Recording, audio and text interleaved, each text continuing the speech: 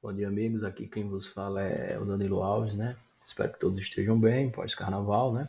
Vamos fazer essa análise aqui, sempre atento à questão gráfica, que é o que consideramos, né? Consideramos a questão dos fundamentos, não adentramos totalmente nisso, né?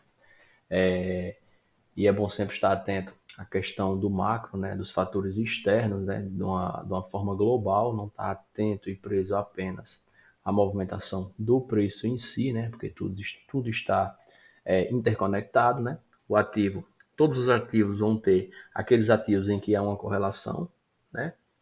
E outros que, no caso, uma correlação diretamente proporcional e outra inversamente proporcional.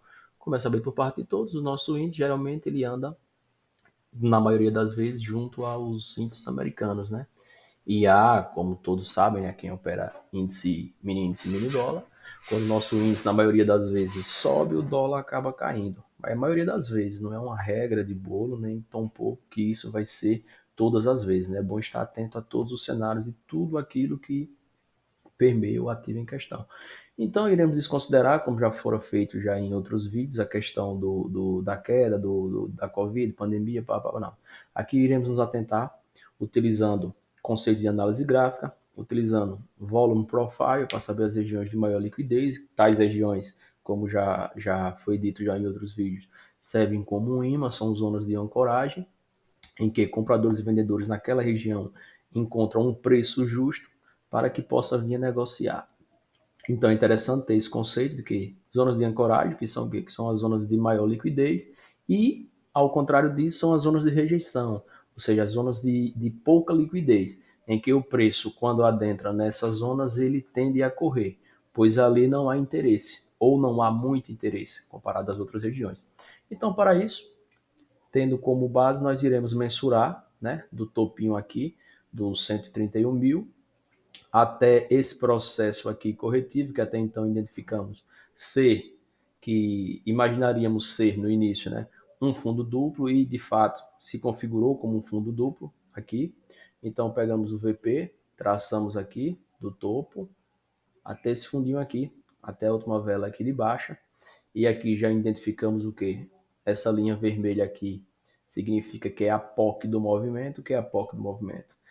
Point of Control, ou seja, o ponto de controle, a região onde houve o maior número de negociação.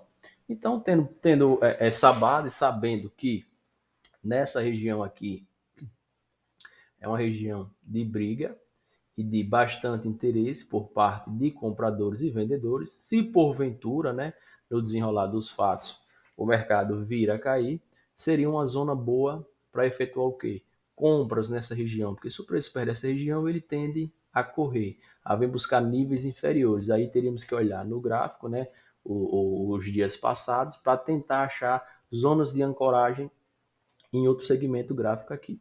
Então, tendo por base aqui, seguindo esse conceito de fundo duplo, né? Notamos que o preço trabalhou acima da POC, fez um movimento ascendente, já houvermos dito que aqui seria uma região de resistência importante, porém note que rompeu, né? Encontrou uma regiãozinha de vácuo de liquidez, veio buscar o nível superior, o preço sentiu, veio, fez uma correção e está fazendo um movimento ascendente novamente, mas é bom estar atento à questão macro, à questão externa, se bem que estamos um pouco descolados dos outros mercados global, né? Então aqui agora para mim o que interessa é o seguinte, se eu já identifiquei nessa pernada aqui, nesse movimento descendente, a região de uma POC, ou seja, uma região importante, já identifiquei um fundo duplo e uma região de resistência que um preço sentiu. Agora eu preciso saber o que? Se porventura meu viés é uma correção, onde é que eu vou encontrar uma zona de ancoragem para defesa compradora ou até mesmo mudança de sentimento do mercado?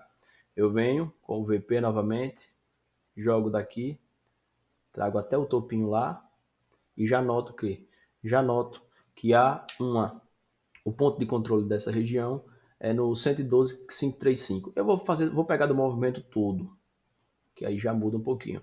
Ó, 112,535 novamente. Note como o mercado é tracionado quando o preço, ó, no dia 24 de fevereiro, um gap de baixa pelas tensões, né? Creio eu, pelas tensões que está vendo a questão Rússia e Ucrânia, né?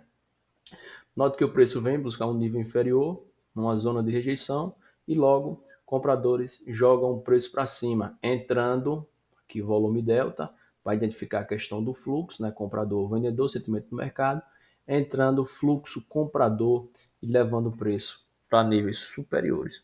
É interessante frisar que eu uso também a questão do volume profile, da análise gráfica, uso aqui o volume delta para identificar o fluxo, mas na operação no dia a dia eu uso o fluxo mesmo, eu uso ranking de evolução das corretoras para saber quem está comprando mais, quem está vendendo mais, a questão da urgência de compra, né, ou de venda, uso a questão do Times and Trades também para ver a questão dos lotes, o livro em si, né, a intenção dos players, ou seja, o time, a tomada de decisão é bom para mercado futuro, que é totalmente especulativo, você não está atento apenas ao gráfico. Tem pessoas que só usam o gráfico? Tem, muito bem. Se você é lucrativo e você consegue ter mais valia apenas com o gráfico, muito bem, está de parabéns, continue assim. Então aqui eu poderia também utilizar o quê? Eu poderia também utilizar o FIBO. Aqui, para mim, interessa 50% de movimento. Porque 50% de movimento, de uma forma leiga, seria o quê?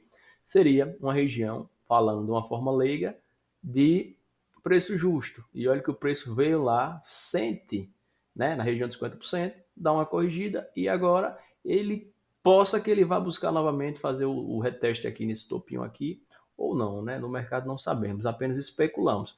Note que aqui é uma regiãozinha de 50%, ou seja, 50% desse movimento tem por a mensuração desse topo a esse fundo, 50% de todo esse movimento é nessa região aqui, uma região importante, uma região que até então foi defendida, foi brigada, né?